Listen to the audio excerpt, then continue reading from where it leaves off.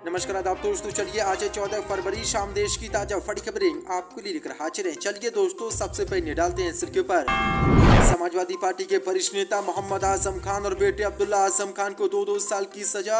15 साल पुराने मामले में कोर्ट ने सुनाया बड़ा फैसला। बाबरी मस्जिद और राम मंदिर फैसले को लेकर कांग्रेस ने किया बड़ा खुलासा। कहा सुप्रीम कोर्ट ने राम मंदिर और बाबरी मस्जिद का फैसला मोदी सरकार के दबाव में सुनाया था। मोदी सरकार की बड़ी मुश्किलें। बीजेपी के केंद्रीय मंत्री गिरिराज सिंह का मुसलमानों को लेकर विवादित बयान। बोले जिन्ना की सोच वालों को बंटवारे के समय ही पाकिस्तान भेज देना चाहिए था। सुप्रीम कोर्ट से भाजपा को लगा बड़ा झटका। सुप्रीम कोर्ट ने आदेश किया जारी। कहा वोट नहीं डाल सकते मनोनीत पार्षद। मौलाना साहबुद्दीन रजवी ने मदनी को कहा गलत। बोले ओम और अल्लाह एक नहीं, इसके मतलब अलग अलग। सपा नेता स्वामी प्रसाद मौर्य का धीरेन्द्र शास्त्री पर जोरदार हमला। बोले शक्ति है तो चीन को भस्म क्यों नहीं कर देते धीरेन्द्र शास्त्री। यूपी की योगी सरकार का गरीबों पर अत्याचार। यूपी के कानपुर देहात में योगी के बिल्डोजर एक्शन के दौरान झोपड़ी में लगी आग, जलकर मां बेटी की मौत। लोगों में योगी सरकार के खिलाफ भारी गुस्सा। तो दोस्तों, सभी खबरों को एक एक कर विस्तार से आपको बताने वाले हैं। वीडियो को दिल से लाइक कर चैनल को सब्सक्राइब जरूर कर लें। इसी के साथ पहली फड़ी की मनकल के सामने सपा नेता आजम खान और बेटे अब्दुल्ला आजम खान को 2-2 साल की सजा। 15 साल पुराने मामले में कोर्ट ने सुनाया बड़ा फैसला। जो पदें समाजवादी पार्टी के वरिष्ठ नेता मोहम्मद आजम खान और उनके बेटे अब्दुल्ला आजम खान को साल 2008 के छजलेट केस में दोषी करार दिया गया था। अब कोर्ट ने इस मामले में सजा का ऐलान कर दिया है। मुरादाबाद की स्पेशल एमपी एमएलए कोर्ट ने सपा नेता आजम खान और उनके बेटे अब्दुल्ला आजम खान को 2-2 साल की सजा सुनाई है। कोर्ट ने धारा 353 में 2 साल और 2000 रुपए का जुर्माना लगाया है। इस बीच आजम खान और अब्दुल्ला आजम खान को कोर्ट ने जमानत पर रिहा कर दिया है। बता दें कि सपा नेता आजम खान के खिलाफ साल 2008 में मुरादाबाद के छजलेट में सड़क पर जाम कर सरकारी कार्य में बाधा डालने का आरोप लगा था। बता दें कि मुरादाबाद के छजरेट में पुलिस ने 29 जनवरी 2008 को आजम खान की कार को चेकिंग के लिए रोका था। इस दौरान गुस्सा होकर सपा नेता आजम खान सड़क पर बैठ गए थे। वहीं आजम खान और उनके साथियों पर सड़क जाम करने और सरकारी कार्य में बाधा डालने, भीड़ को उकसाने का आरोप लगाते हुए पुलिस ने मुकदमा दर्ज किया था। लेकिन आज कोर्ट ने बड़ा फैसला सुनाया है और आजम खान और अब्दुल्ला आजम खान को 2-2 साल की सजा सुनाई है। जो बड़ी अपडेट है। इसी के साथ बड़ी की मनकल के बाबरी मस्जिद और राम मंदिर फैसले को लेकर कांग्रेस का बड़ा खुलासा। कहा सुप्रीम कोर्ट ने मोदी सरकार के दबाव में सुनाया था राम जन्मभूमि का फैसला। जो पदें कांग्रेस नेता राशिद अल्वी ने आंध्र प्रदेश के राज्यपाल के रूप में न्यायमूर्ति एस अब्दुल नजीर की नियुक्ति को लेकर मोदी सरकार पर हमला बोला है। कांग्रेस नेता राशिद अल्वी ने खुलासा करते हुए कहा कि सुप्रीम कोर्ट ने राम जन्मभूमि और बाबरी मस्जिद मामले में मोदी सरकार के दबाव में अपना फैसला सुनाया है। न्यायमूर्ति नजीर 5 न्यायाधीशों की संविधान पीठ का हिस्सा थे, जिसने 2019 में राम जन्मभूमि और बाबरी मस्जिद मामले में आखिरी फैसला सुनाया था। कांग्रेस नेता राशिद अल्वी ने कहा कि भाजपा ने हिंदुओं और मुसलमानों को विभाजित किया है।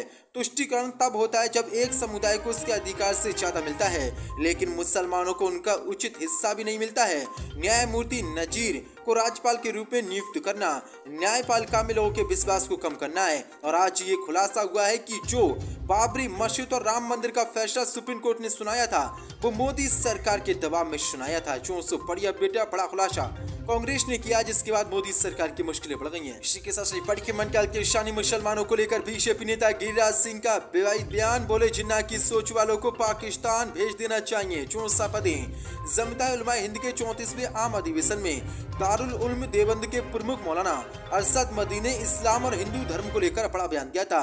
मौलाना अरशद मदनी ने कहा कि ओम और अल्लाह एक ही हैं। उन्होंने ये भी कहा कि जब धरती पर कोई नहीं था तब मनुष्य किसे पूछते थे। मदनी ने आदम को ही हिंदू और मुसलमानों का पूर्वज बताया। अब उनके इसी बयान पर बीजेपी के केंद्रीय मंत्री गिरिराज सिंह ने मुसलमानों को लेकर विवादित बयान दिया है। गिरिराज सिंह ने कहा कि हमारे ओम और शिव अनादि हैं। हमारे कई ऋषि हैं जिन्होंने हजारों साल तपस्या की। मुगलों ने हमारी ही पूर्वजों को मुसलमान बनाया। उन्होंने कहा कि हमारे पूर्वजों ने गलती की।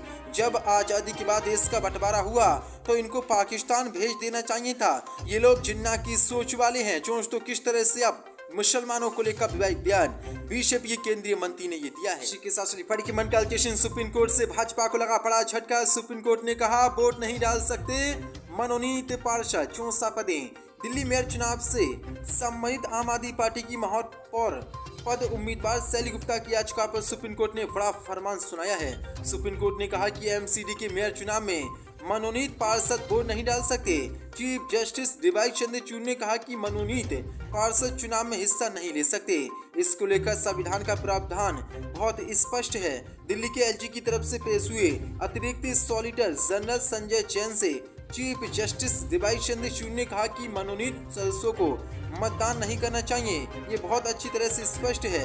अब बड़ा झटका बीजेपी को लगने जा रहा है, क्योंकि बीजेपी यहाँ पर मनोनीत पार्षदों को वोट डालने की मांग कर रही थी, लेकिन सुप्रीम कोर्ट ने आज इसको खारिज कर दिया है और अब बीजेपी का कोई भी मनोनीत पार्षद वोट नहीं डाल सकेगा। इसी के साथ मंडल के सपा नेता स्वामी प्रसाद मौर्य का धीरेन्द्र शास्त्री पर बड़ा हमला। बोले सकती है तो चीन को भस्म क्यों नहीं कर देते। चौसा पदे रामचरितमानस पर बयान देने वाले समाजवादी पार्टी के नेता स्वामी प्रसाद मौर्य ने अब बागेश्वर धाम के बाबा धीरेन्द्र शास्त्री पर जोरदार हमला बोला है। उन्होंने कहा कि अगर धीरेन्द्र शास्त्री इतने ही चमत्कारी हैं, उनमें शक्ति है, तो चीन को भस्म क्यों नहीं कर देते।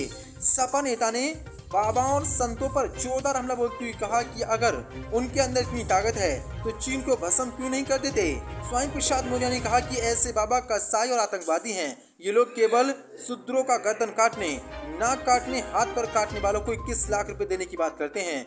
गरीबों का पैसा बटोरकर मौज कर रहे हैं। इनके अंदर कोई ताकत नहीं है।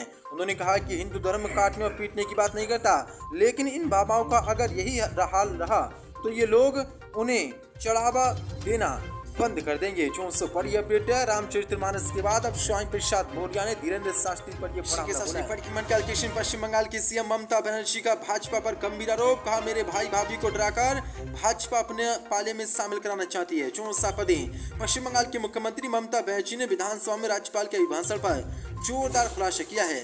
ममता बनर्जी ने कहा कि मेरे भाई कार्तिक और उनकी पत्नी काजरी बनर्जी को भाजपा ने पार्टी में शामिल होने के लिए मजबूर किया।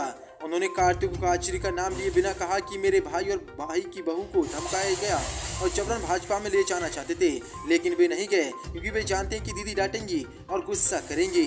ममता बनर्जी ने आरोप लगाया कि कार्तिक और काजरी को भाजपा में शामिल होने को लेकर निशाना बनाया जा रहा है। ममता बनर्जी ने कहा कि मैं मंदिर, मस्जिद और गुरुद्वारों में भी जाती हूँ। मेरी तस्वीर दिखाई जा रही है। मनजीत के साथ मुख्यमंत्री की ट्वीट की गई तस्वीर शुभेंदु अधिकारी एक गुरुद्वारे की है।